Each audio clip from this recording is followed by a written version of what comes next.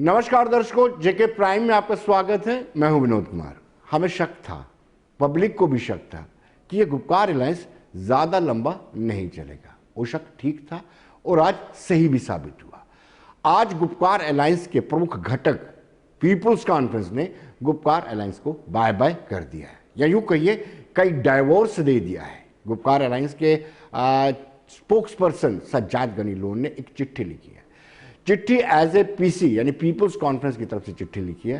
Doctor Farooq Abdullah को चिट्ठी लिखी गई है जो अलायंस के चेयरमैन हैं, और चिट्ठी में यह साफ कहा गया है कि अब वो अलायंस का हिस्सा नहीं है, यानी पीपुल्स कॉन्फ्रेंस अलायंस का हिस्सा नहीं है। उन्होंने अलविदा कह दिया है। लेकिन साथ ही साथ आपको बताते चले, सज्जाद गनी लोन ने 3 पन्नों की चिट्ठी में एक चीज और स्पष्ट कर दी है कि जो अलायंस का मकसद था वो मकसद के समर्थन में खड़े हैं, यानी 35 से 370 की वापसी, अलग संविधान की वापसी, अलग ध्वज की झंडे की वापसी, इसको लेकर के वो समर्थन में रहेंगे, लेकिन हिस्सा अब अलायंस का नहीं है। तो शुरुआत में जो हमने कहा कि कहीं ना कहीं जुम्मा जुम्मा ये अलायंस बना था और आहिस्ता आहिस्ता बिखरना भी शुरू हो गया।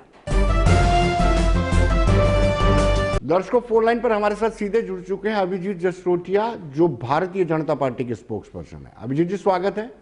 एक मेजर डेवलपमेंट हुई है कि गुपकार अलायंस में पीपुल्स कॉन्फ्रेंस, जो सबसे आगे आकर जिसने अलायंस का गठन किया था, उन्होंने डाइवोर्स दे दिया है। क्या कहेंगे आप? विनोद जी, मैंने तो खैर पहले ही जब ये सीएजीडी तभी कह दिया था मैंने कि ये चंद अपॉर्चुनिस्टिक लोगों ने एक गैंग बनाया है, वो अपने आप को शील्ड करने के लिए आपने जो 30-40 साल की जो लूट खसूट जम्मू कश्मीर रियासत में इन्होंने बचाकर रखी थी, भले वो रोशनी स्कैम्स के रूप में रखी थी, भले वो इन्होंने क्रिकेट स्कैम के रूप में की, और बाकी ने चोरी आम जनता का जो पैसा लूटा था उसमें बचने के लिए, ताकि ये सीबीआई, एनआईए और ईडी जैसी इंक्वायरियों से बच सके, इसलिए ये लोग मिलकर एक दूसरे के साथ आए थे गुपकार गैंग के रूप में।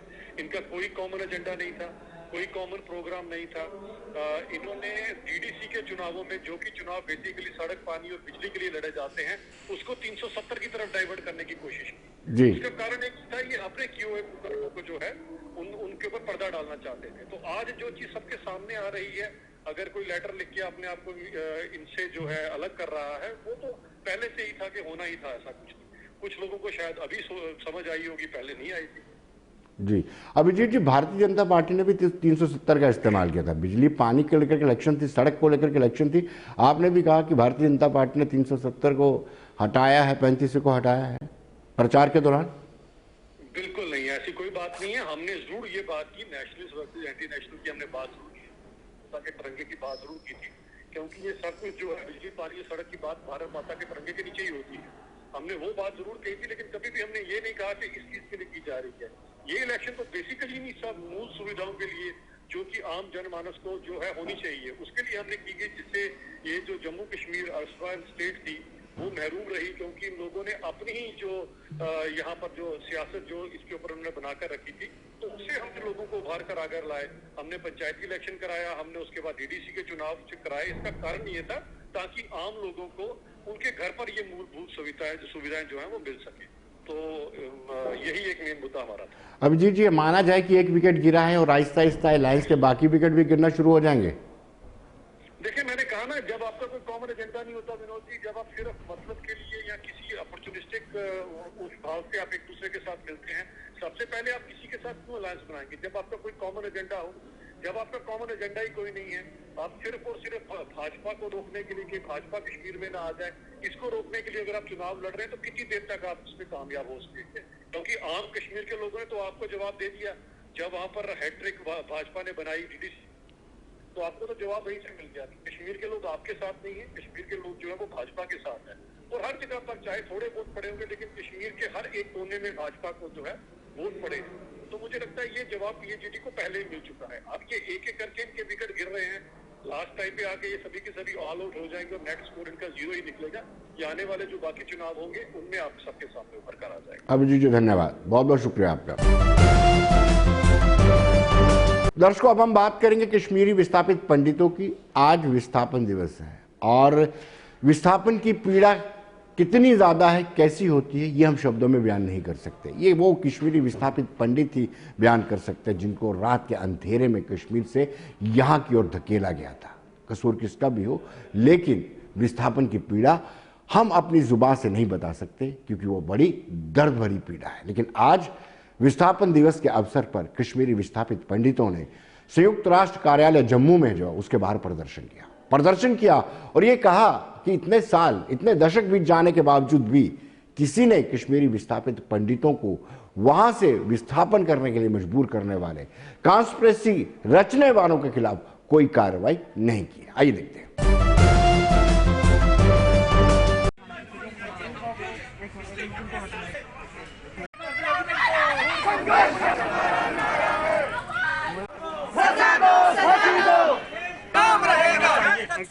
आज भी 30 साल के बाद 31 साल हो गए हैं, आज भी कश्मीरी पंडित आज सड़कों पे हैं। 19 जनवरी 1990 की वो काली रात थी जिस दिन कश्मीरी पंडित पलायन किया गया था। आज भी हमारे वो कातिल सड़कों पे खुले आम घूम रहे हैं, न ही कोई स्टेट गवर्नमेंट या कोई सेंट्रल गवर्नमेंट इसके ऊपर संज्ञान ले रही है। और आज हम यूएनओ के पास आए हुए हैं यहाँ पे कि अपनी जो मांगों को फुलफिल करने के लिए, कि ताकि जो हमारी मांग है कि कश्मीरी पंडित आखिरकार कब तक सड़कों पे रहेगा, कब तक इनकी कोई डिमांड फुलफिल नहीं होगी है। चाहे वो राज्य सरकार है, चाहे वो सेंट्रल गवर्नमेंट है, आज तक उन्होंने कश्मीरी पंडित समाज को फॉर ग्रांटेड ले लिया है। ये है कि हमें प्रॉपर जस्टिस मिलना चाहिए। 1990 के जिन्होंने भी ये षड्यंत्र रचाया था, रातों रात जिन कश्मीरी पंडितों को हमको घर से बाहर निकलना पड़ा, जो भी उसके पीछे है उनको कड़ी से कड़ी सजा मिलनी चाहिए। आज 31 साल के बाद भी कश्मीरी पंडित सड़कों पे है। आज जो यूएन ऑफिस के बाहर कश्मीरी पंडितों का धरना है, हम इनका अटेंशन इस बात की तरफ लेना चाहते हैं कि वर्ल्ड कम्युनिटी भी और वर्ल्ड की इतनी बड़ी संस्थाएं भी फेल हो गई है हमारे जिनोसाइड को, हमारे अपरूटेड कम्युनिटी को एड्रेस करने में। आज हम मांग करते हैं कि हमें अपना घर वापस चाहिए, हमें अपनी मातृभूमि वापस चाहिए और तुरंत चाहिए। हम देखेंगे इस दुनिया में, इस देश में इतनी बड़ी विल पावर कौन सी है जो हमें अपना घर मातृभूमि वापस दिलाने। दर्शकों, पाकिस्तान नापाक हरकतों से बाज नहीं आ रहा है। पाकिस्तान लगातार चाहता है कि किसी न किसी तरीके से किसी बड़ी वारदात को अंजाम दिया जाए और अब गणतंत्र दिवस आने वाला है। 26 जनवरी से ठीक पहले पाकिस्तान किसी बड़ी वारदात को अंजाम देना चाहता है। यही एक कारण है क्योंकि ड्रोन से हथियार भी फेंके जा रहे हैं, सुरंग भी निकाले जा रहे हैं, क्योंकि पाकिस्तान के आका, आतंकवादियों संगठनों के आका जो पाकिस्तान में बैठे हैं वो फड़फड़ा रहे हैं, बौखलाहट में हैं, फ्रस्ट्रेट हैं कि आखिर 370 हाथ से निकल गया, 35 से हाथ से निकल गया और बड़ी वारदात को अंजाम देना चाहते हैं। आज भी कुछ संदिग्ध मूवमेंट को सांबा में देखा गया है और सांबा में सर्च ऑपरेशन चलाया गया है। सर्च ऑपरेशन के दौरान संयुक्त सेना और पुलिस ने अपने इस ऑपरेशन में चप्पा चप्पा छाना है, लेकिन अभी तक कुछ हाथ नहीं लग पाया।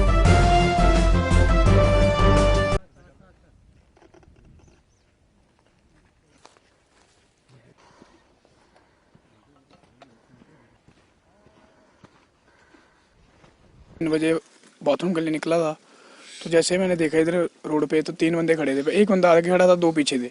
तो उधर से कुत्ते भौंकने लगे, मैं देखने लगा तो एक आगे यार उसने वेपन निकाला तो कुत्तों को डराने लगा। तो जैसे वो डर के आगे चले गए, एक बंदा चले गए, 2 पीछे आ गए। मैं डर के अंदर चला, फिर कॉल की कि मैंने पापा को बताया, तो फिर उन्होंने कॉल की तो इतने देर में वो आगे चले गए थे कुत्ते उनके पीछे। तो पता नहीं चला, फिर वो आए, पहले टीए वाले आए, फिर पुलिस वाले आए। क्रॉसिंग सर्च हो रही है क्योंकि आपको पता है कुत्ते आ रहे तो ऐसे भौंकते नहीं हो, कोई अपना बंदा हो तो कोई था तभी होंगे। कोई आधा घंटा कम से कम 1-1.5 घंटा घूमते रहे हो। देखो रात का कोई 3 बजे का कोई मामला है। तो पहले तो मेरे लड़के ने देखे उनको, फिर इसने देखा तो पहले एक आया, फिर 2 आदमी हो रहा है, ये डर के चला गया और कुत्ते उनके पीछे लगे गए। और फिर मुझे बताया, मैंने बोला कोई शिकारी शिकारी वगैरह होगा। तो मैंने भी थोड़ा 10-15 मिनट में उसके आगे पीछे देखता रहा, किसी फ़ोन करता रहा, भाई शिकारी नहीं है कोई गया इधर से, किसी ने बताया कोई शिकारी गया है, कोई शिकारी नहीं है। उसके बाद मैंने फिर CID के ना इधर सांबा पे फ़ोन किया, फिर उन्होंने SHO साहब को, DSP साहब को फ़ोन किया। उसके बाद वारदात पर वो भी इधर आए और टीए वाले भी इधर आए चेकिंग के लिए। उन्होंने भी अपना सर्च जो भी है वो काम किया उन्होंने अपना। दर्शकों, क्रिकेट एसोसिएशन के घोटाले के बाद अब हॉकी एसोसिएशन में भी कुछ ना कुछ जो गड़बड़ हो रही है वो सामने आई है। बलविंदर सिंह RTI एक्टिविस्ट, उसने RTI एक्टिविस्ट ने RTI के माध्यम से बलविंदर सिंह ने ये पाया है कि जब इलेक्शन हुए थे हॉकी एसोसिएशन के, उस दौरान कहीं ना कहीं घपला हुआ है। जिस होटल में इलेक्शन किए गए थे 1.5 लाख रुपया उस होटल का बिल आया था। तो आप अंदाज़ा लगा सकते हैं ये 1.5 लाख रुपया स्पोर्ट्समैन जो बच्चे खेलने जाते हैं उनके रिफ्रेशमेंट के लिए होता है, उनके खर्चों के लिए होता है। लेकिन एसोसिएशन में गोलमाल करने के लिए इस तरीके की शिकायतें बाहर आ रही हैं। 2 लेन नंबर 3 नाना नगर है, पिछले 20-25 साल से वही एड्रेस चल रहा है। आज वो हॉकी इंडिया के जनरल सेक्रेटरी बन गए हैं, तब भी उनका एड्रेस अभी भी हॉकी J&K का एड्रेस उनका रेजिडेंशियल एड्रेस है। ऐसा क्यों है? क्योंकि वही पैसा भेजने वाले, वही दोबारा लपेट के वापस ले जाने वाले। तो मैं LG महोदय से दरख्वास्त करता हूँ, मैं फारूक खान साहब, हमने उनको कुछ देर पहले एक रिप्रेजेंटेशन भी दी थी, पर इनके खिलाफ जो एलिगेशन लगे हैं, जो कालरा ने अपनी रिपोर्ट सबमिट किया वहीद परे को, वहीद परे ने वो लाल सिंह के दबाव में आकर, क्योंकि लाल सिंह की वाइफ को इन्होंने प्रेसिडेंट बना दिया था कांता डोत्रा को, तो उस दबाव में आके वो रिपोर्ट जो कालरा ने सबमिट की, इन्होंने उसको पब्लिक डोमेन में नहीं लाया, तो उसको ना ही उसके ऊपर कोई एक्शन लिया। क्योंकि जब कैबिनेट मिनिस्टर की वाइफ किसी एसोसिएशन की प्रेसिडेंट बन जाएगी तो nobody dares to take action against her. इन्होंने नहीं लिया। LG साहब से दरख्वास्त करना चाहता हूँ कि हमारे प्रधानमंत्री जी बड़े सिंसियर हैं, गेमों को प्रमोट करना चाहते हैं, तभी इन्होंने खेलो इंडिया प्रोग्राम रखा, करोड़ों रुपया डिस्पोजल दिया, इसके ऊपर दिया। लेकिन अगर आप चाहते हो गेमों को प्रमोट करना, जिन लोगों के पास 20-20 साल से जो एक अपनी बपुती बना के बैठे हुए हैं घरों में, उनको छोड़ा जाए, फ्री एंड फेयर तरीके से, ट्रांसपेरेंट तरीके से इलेक्शन करवाई जाए। आप नोट करोगे 80-80 साल के हो गए हैं, अभी भी वो ऑफिस बीरर बन के बैठे हुए हैं। तो 20-20 साल से एक ही सदस्य है, वो उसको ग्रैब करके क्यों बैठा रहता है? प्लेयरों को आगे आना चाहिए, प्लेयर ऑफिस बीरर बने, ना कि ये पॉलिटिशियन और बड़े बड़े हमारे पुलिस अफसर जब इनको ये प्रोटेक्शन देने के लिए उनके पैटर्न बन जाते हैं। इसकी CBI इंक्वायरी कराई जाए, जितनी भी हमारी स्पोर्ट्स एसोसिएशन है इनके फंड्स की CBI के द्वारा जांच कराई जाए, निष्पक्षता तब बाहर आएगी, तब जाके कहीं ना कहीं जब अकाउंटेबिलिटी सामने आएगी, तब जाकर गेम को प्रमोट किया जाएगा। हमारे जम्मू में बहुत टैलेंट है गेम का, बच्चे बड़े बड़े अच्छे स्पोर्ट्स पर्सन हैं, लेकिन ये जो ऑफिस बीरर हैं इनका पेट नहीं भरता, इनके घर नहीं भरते। जब तक इनके घर भरने में लगे रहोगे, बच्चों का टैलेंट ऊपर के आगे नहीं आएगा। जम्मू हमारा सिर्फ शर्म से झुकता है जब हमारा कोई J&K का प्लेयर कभी इंटरनेशनल लेवल पे कभी नहीं खेल के आया। ऐसा क्यों है? इसीलिए क्योंकि यहाँ ट्रांसपेरेंसी नहीं है, करप्शन बहुत बड़ी है, और ये करप्शन स्पोर्ट्स काउंसिल के मिली भगत के बिना पॉसिबल नहीं है।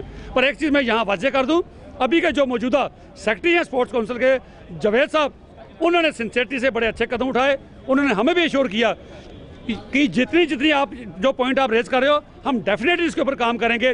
1.5 लाख रुपया जो स्पोर्ट्स काउंसिल ने फंड्स दिए थे, RTA में खुलासा हुआ 12 लाख रुपया जिसको 2017-18 में मिला, उसमें 1.5 लाख रुपया हॉकी J&K ने अपनी इलेक्शन के ऊपर खर्च किया, ऑफिस बीरर की इलेक्शन के ऊपर खर्च किया, जो कि ये नहीं कर सकते, बहुत बड़ी वायलेशन है। और स्पोर्ट्स काउंसिल ने आज तक उसका ऑडिट नहीं किया, कहीं उसका पॉइंट आउट नहीं किया, तो ना ही इन्होंने आज तक अपनी परफॉर्मेंस बताई। ये 50-50 गोल खा के जब कोई टीम इनकी हॉकी J&K की खेलने बाहर जाती है, 50-50 गोल खा के आती है। जब परफॉर्मेंस पूछी RTA के अंडर, उसका जवाब नहीं देते। तो अब हमने स्पोर्ट्स काउंसिल को ये कहा है, जब तक ये अपनी कोई भी स्पोर्ट्स एसोसिएशन अपनी परफॉर्मेंस ना दे, उसके फंड्स बंद कर दीजिए। जो एसोसिएशन परफॉर्मेंस दे उसका डबल कर दीजिए, लेकिन जो एसोसिएशन परफॉर्मेंस ना दे उसकी फंड्स बंद कर दीजिए, और हाई लेवल इसकी इंक्वायरी होनी चाहिए। अगर तब कंडीशन ये लगाई जाती है तो बाद में जितने भी उसके हेड बन जाते हैं वो पॉलिटिशियन कैसे बन जाते हैं, ये आज तक मेरे समझ से बाहर है।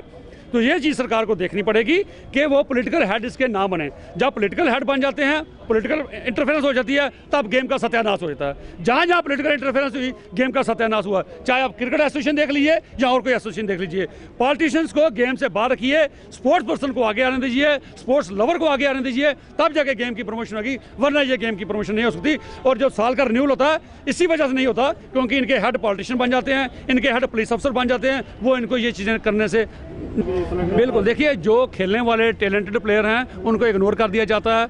हर साल हर टीम में 2-2, 3-3 प्लेयर 5-5 लाख रुपए, 6-6 लाख रुपए लेके खिलवाया जाता है, क्योंकि उन बच्चों को इसलिए खिलवाया जाता है, कभी किसी ने हॉकी की स्टिक नहीं पकड़ी होती, या किसी ने बैट नहीं पकड़ा होता, या किसी ने लॉन्ग टेनिस का बैट नहीं पकड़ा होता, उनको सिर्फ इसलिए डाल दिया जाता है ताकि उनको SRO के तहत कहीं ना कहीं नौकरी मिल जाएगी, उनको कहीं प्रोफेशनल डिग्री कॉलेज में कोर्स डिग्री मिल जाए, इसलिए उनसे पैसा लेकर उनको गेम खिलवाई जाती हैं। इस किस्म का बहुत बड़ा भ्रष्टाचार है स्पोर्ट्स इन चीज़ों में। जब तक इसकी हाई लेवल वेरिफिकेशन नहीं की जाएगी, आज से 1 महीना 2-3 महीने पहले आपने देखा होगा, बच्चों ने एलिगेशन लगाए थे, ये फेक SROs इशू हुए हैं। जिन बच्चों ने कभी स्पोर्ट्स में पार्टिसिपेट नहीं किया उनको जॉब्स मिली हैं, वो बड़े बड़े इंजीनियर्स मिले हैं, वो बड़ी बड़ी पोस्टें लेके बैठे हैं जिन्होंने कभी स्पोर्ट्स नहीं खेली लेकिन स्पोर्ट्स काउंसिल कोटे में जाके उन्होंने जॉब ली है।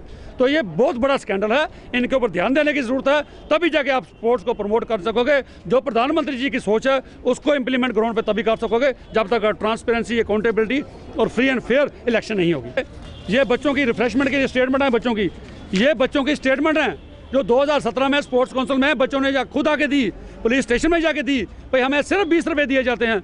मैं कहता हूँ शर्म आनी चाहिए ऐसे ऑफिस बीरर्स को जो सिर्फ पैसे के लिए काम करते हैं। 100 रुपया मिलता है स्पोर्ट्स काउंसिल से, 100 रुपया पर प्लेयर पर डे, लेकिन बच्चों को सिर्फ 2 एग और 2 बनाना दे दिए जाते हैं। आप बच्चों के उसके में से पैसा खा जाते हो। शर्म आनी चाहिए ऐसे ऑफिस बीरर्स को जो गेम को प्रमोट नहीं करते, अपनी पर्सनल प्रमोशन के लिए आगे आते हो। ऐसे लोगों को उठा के बाहर फेंक देना चाहिए।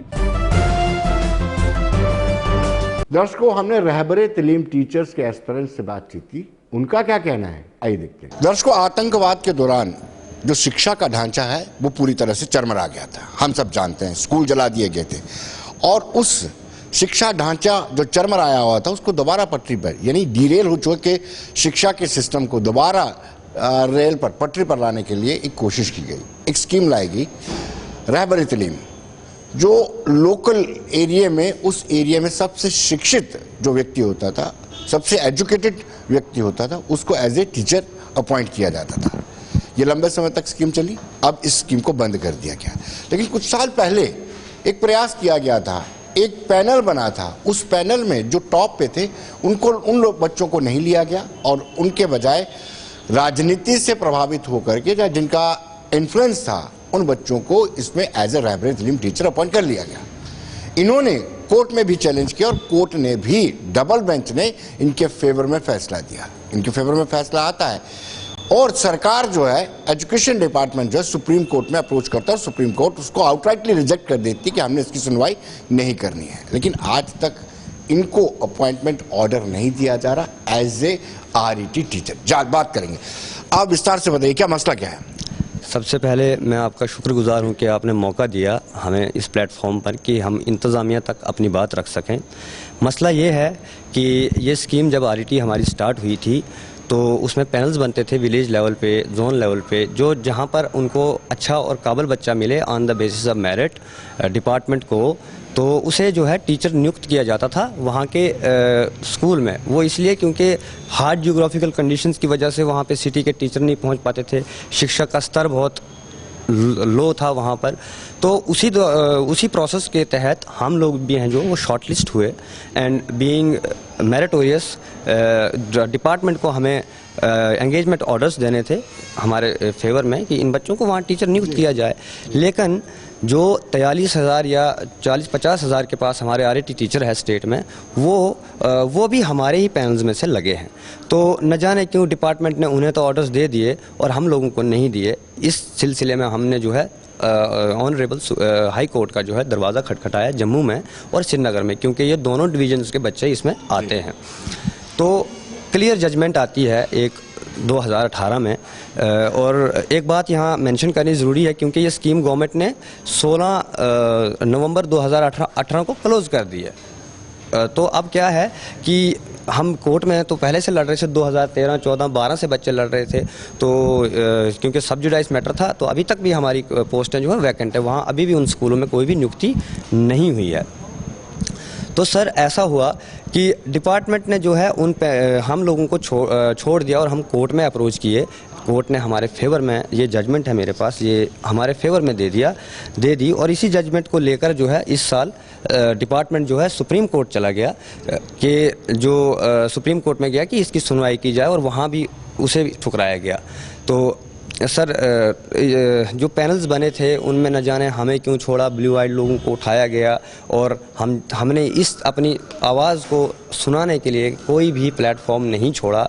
हम गवर्नर साहब, ये बताइए कि दर्शक ये जानना चाहते हैं कि डिपार्टमेंट क्या कहता है। डिपार्टमेंट को जब आप अप्रोच करते हैं, जो हायर अथॉरिटी को अप्रोच करते हैं, तो उनका क्या तर्क होता है। सर उनका तर्क होता है कि आप लोग तो अपना भूल जाइए, ये आप ऑर्डर्स लेना भूल जाइए, कोर्ट को छोड़िए, आप अपने ऑर्डर्स लेने भूल जाइए, क्योंकि एक तो हमारे पास फाइनेंशियल इम्प्लीकेशंस हैं और और जो है उनके पास सुपर न्यूमररी पोस्ट हैं 28,363, कुछ ऐसा बोला जाता है हमें, तो आप भूल जाइए। तो बताइए अगर हम इस चीज़ को भूल जाएं तो फिर ये कोर्ट, ये कचहरी, इस पे क्या कौन विश्वास करेगा? मेरी डेमोक्रेसी तो खतरे में है ना। यही तो डेमोक्रेसी का सबसे बड़ा मंदिर है, हमारा कोर्ट है। अगर कोर्ट की अवमानना की जाएगी तो आम जो इंसान है, आम नागरिक है, जो दूर दराज का या कोई भी है, तो उसका इस कोर्ट से, जुडिशरी से विश्वास उठ जाएगा। तो यही मेरा आपके माध्यम से। कितने ऐसे लोग हैं सर जिनको एंगेजमेंट का ऑर्डर नहीं मिल रहा है? सर ऐसा तो एग्जैक्ट तो शायद डिपार्टमेंट बेहतर जानता होगा। तो मेरे पास जो कोर्ट से रिलेटेड सब जुडाइस जिन बच्चों ने 5, 8, 10 साल जो कोर्ट में फ़ाइट की, तो वो बच्चा मुझे अंदाज़तन 500 के पास लगता है जी।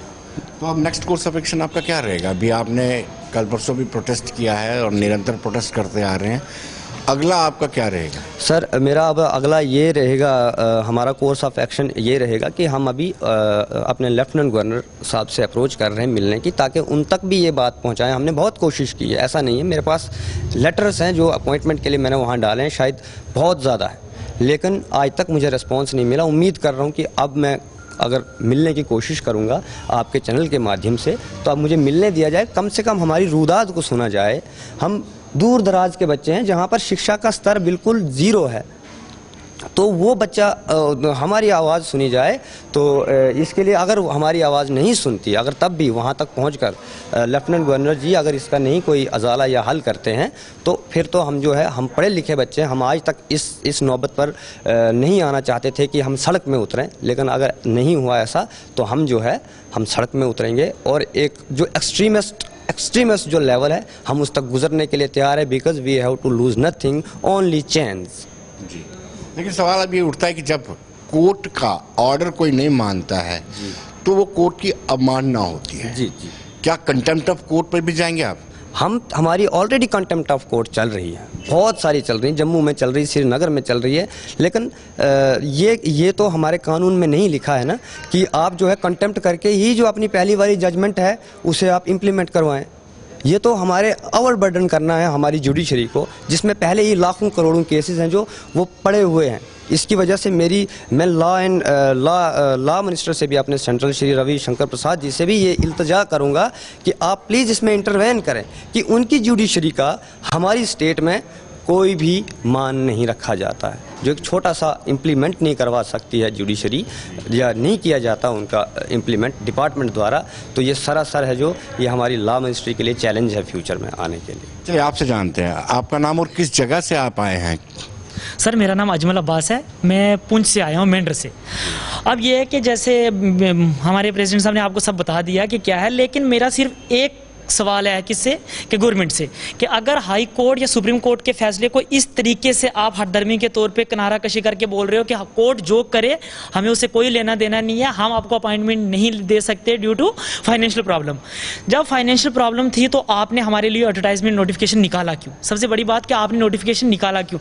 अगर आपने नोटिफिकेशन निकाल दिया, उसके बाद आप ऑर्डर्स लेके आते हो 919 के 919 के तहत जो है वो कोई जो है नहीं लग सकता है अब इसके बाद। लेकिन हमारी मांग ये है कि उस ऑर्डर से पहले हमारे जो हैं वो पैनल बने हुए हैं, उससे पहले हमारी एडवर्टाइज निकाली गई है। सर दूसरी बात जो सबसे इंपॉर्टेंट बात है कि हमारे साथ जो इनजस्टिस हुआ है उसका एक जीता जागता सबूत मैं आपको देना चाहूँगा।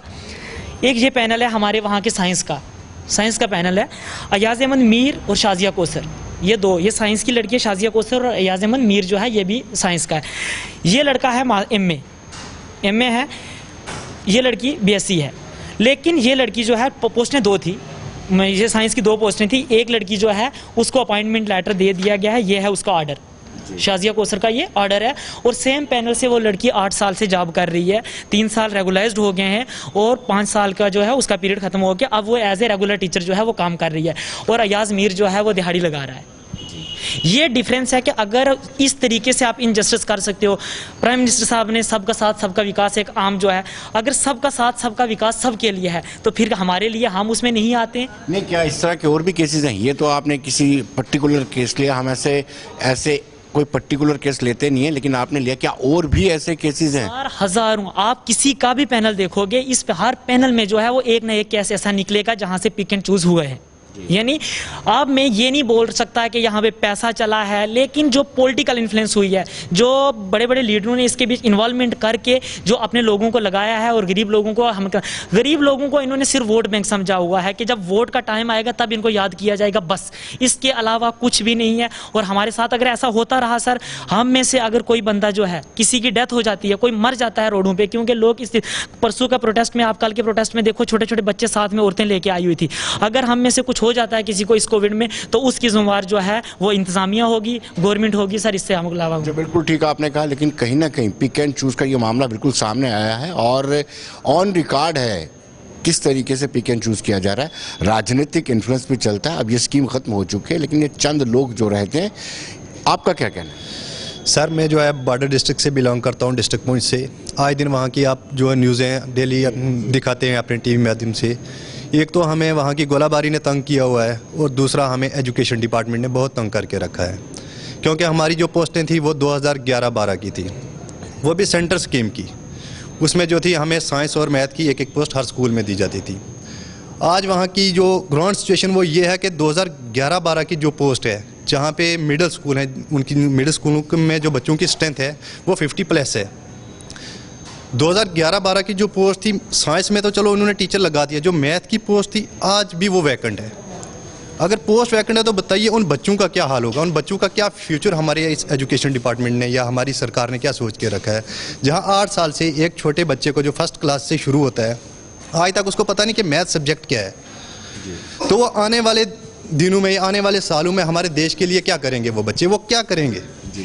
इसका जिम्मेवार तो सीधी हमारी एजुकेशन डिपार्टमेंट है या हमारी इंतज़ामिया है, जिनको टच से मस नहीं।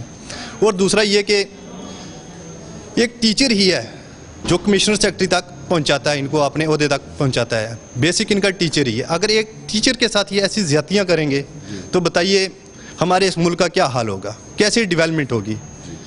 तो मेरी तो यही आपके चैनल के माध्यम से अपने गवर्नर साहब से यही अपील है कि आप जल्द अज जल्द इस मामले पर जो है अपनी नज़रसानी करें और हमारा जो राइट्स है वो हमें दिया जाए। जी बहुत बहुत शुक्रिया, आप तीनों का बहुत बहुत शुक्रिया। हम सरकार से गुजारिश करते हैं कि कोर्ट के आदेश के मुताबिक इनको एंगेजमेंट ऑर्डर दिए जाए। तो दर्शकों बने रहिए देश दुनिया की खबरों के लिए और मुझे दीजिए इजाजत। नमस्कार।